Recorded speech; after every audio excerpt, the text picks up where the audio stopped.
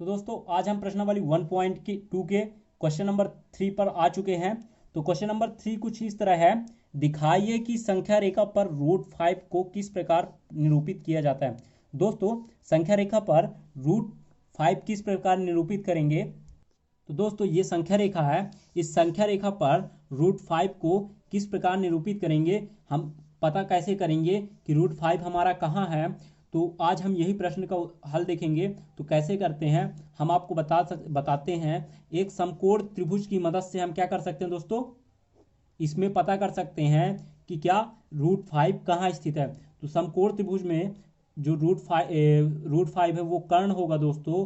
कर्ण क्या होगा, √5 होगा। ये आधार है दोस्तों और ये क्या है, लंब। ये दोनों हमें आधार और लंब पता करने हैं, और आधार और लंब पता करके हम क्या पता कर सकते हैं, √5 कहाँ है। तो दोस्तों हम हल करते जाते हैं और देखते हैं कैसे करेंगे। तो हल ठीक है, एक समकोण त्रिभुज ले लेते हैं कोई, ये ले लिए समकोण त्रिभुज। ठीक है, इसका कोण समकोण है। तो ये है आधार, इसका आधार, और ये क्या है, कर्ण है, और ये क्या है, लंब। ठीक है दोस्तों, तो कर्ण √5 है, ये हमें सिद्ध करना है। कर्ण क्या है, √5 है, ये हमें सिद्ध करना है, ताकि हम जो लंब लें और आधार लें वो क्या हो, इसको सेटिस्फाई करें कि ये √5 है, इसको सत्यापित करें। तो हल करते हैं पाइथागोरस प्रमेय से। आपने एक सूत्र पढ़ा होगा, पाइथागोरस प्रमेय से एक सूत्र पढ़ा होगा दोस्तों। आपने क्या सूत्र पढ़ा है, कर्ण का वर्ग बराबर लंब का वर्ग प्लस आधार का वर्ग, है ना, ये सूत्र पढ़ा। तो दोस्तों अब हमें लंब और आधार को ऐसा तोड़ना है कि इसे तोड़ने के बाद क्या हो जाए, हमें √5 मिल जाए।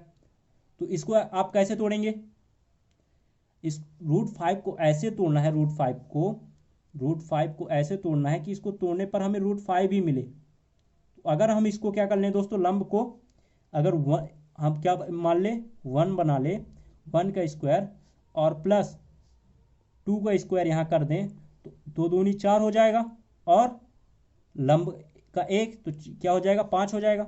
तो कर्ण बराबर हमें क्या मिल जाएगा, ये 1 हो जाएगा, और ये क्या हो जाएगा, 2 2 जा 4, यानी 2 दूनी 4, और 4 1 क्या होता है, 5।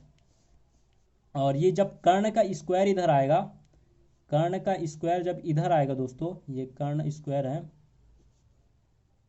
तो कर्ण का जब स्क्वायर इधर आएगा तो क्या हो जाएगा, ये रूट में हो जाएगा, ये रूट में हो जाएगा। तो ये सत्यापित हो गया ना कि √5 है ना, जो कर्ण है वो √5 है।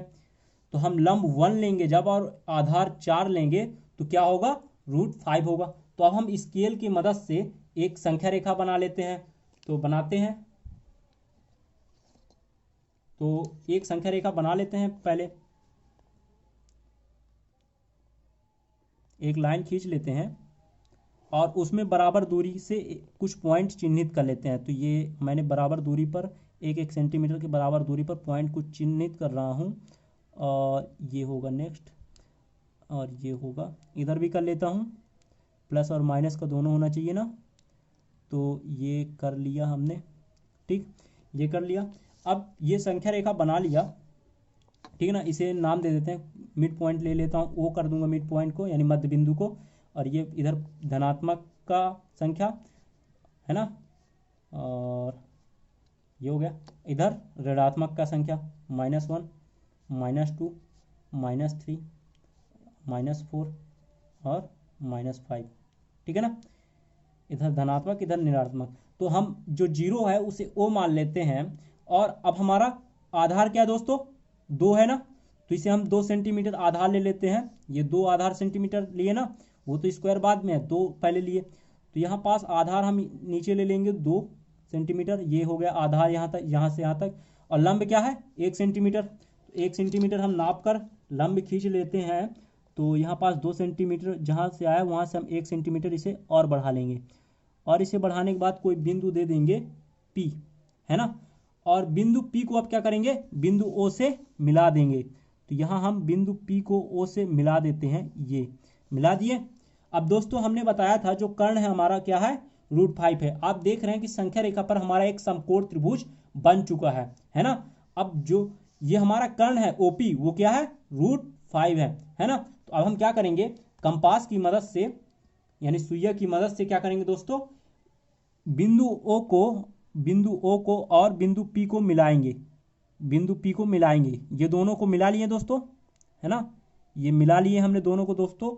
और फिर क्या करेंगे, एक चाप मार देंगे, कहाँ तक, ये संख्या रेखा में जब तक टच नहीं करे, ठीक है। तो ये जब संख्या रेखा में टच कर रही है ना, अब ये टच कर दी। अब यहाँ से हम यहाँ कोई पॉइंट हम ले लेते हैं Q, और ये वाले जो लंब खींचा हूं दोस्तों उसे हम दे देते हैं क्या, R दे देते हैं, ठीक है। तो यहाँ पास आप देख सकते हैं O कितना है, OP कितना है, OP बराबर क्या है दोस्तों, √5 है ना, √5 सेंटीमीटर है। तो OQ कितना होगा, OQ कितना होगा, OP के बराबर है ना OQ, तो ये भी क्या होगा, √5 होगा, है ना। तो सॉरी नहीं दिख रहा, इसके लिए माफ़ी चाहता हूँ, फिर से बताता हूँ। तो दोस्तों यहाँ आप देख सकते हैं कि OP कितना है, √5 है, OP क्या है, √5 है ना। तो OP √5 और OP जो है OQ के बराबर है।